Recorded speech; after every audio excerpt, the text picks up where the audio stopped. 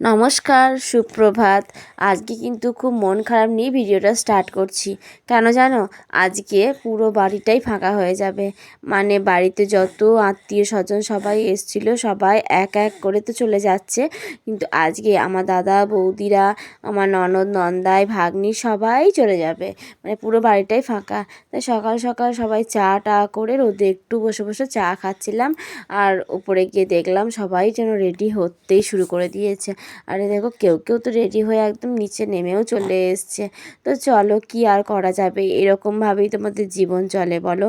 তো এইভাবেই চলুক। তো সবাই দেখো রেডি হয়ে যাচ্ছে, দেখে ননদও রেডি।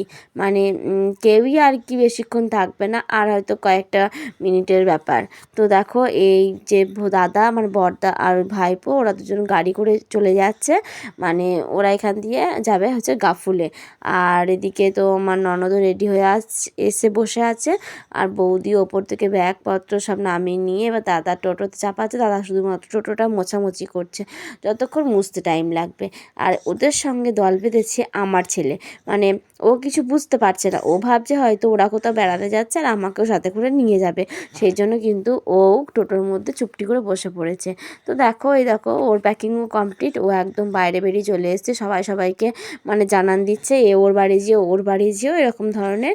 এবার ওদের গাড়িও রেডি হয়ে গেছে, ওরাও গাড়িতে চেপে পড়ছে, আজকে ওরাও চলে যাচ্ছে। আর একটা দিন ওরা না থেকে যেতে পারতো, কিন্তু জানি না কেন থাকলো না। যাই হোক, সবাই চলে যাচ্ছে। এই দেখো, এদের গাড়িও ছেড়ে দিয়েছে। মানে কি বলবো, এত পরিমাণ মনটা খারাপ করছে, কিছু বলার নয়। কিন্তু কি করা যাবে, ওদেরকে ওদের বাড়ি যেতে হবে আর আমাকে আমার বাড়িতে থাকতে হবে। আমার ছেলে তো যেই যাচ্ছে তাকেই মানে তখনই কান্নাকাটি শুরু করে দিচ্ছে। এই দেখো কেমনভাবে কাঁদছে। আমারও কিন্তু খুব কষ্ট লাগছে, কিন্তু কি করব, আমরা প্রকাশ করতে পারবো, ও তো বাচ্চা, প্রকাশ করতে পারবে না। পরের ভিডিওতে দেখা হচ্ছে।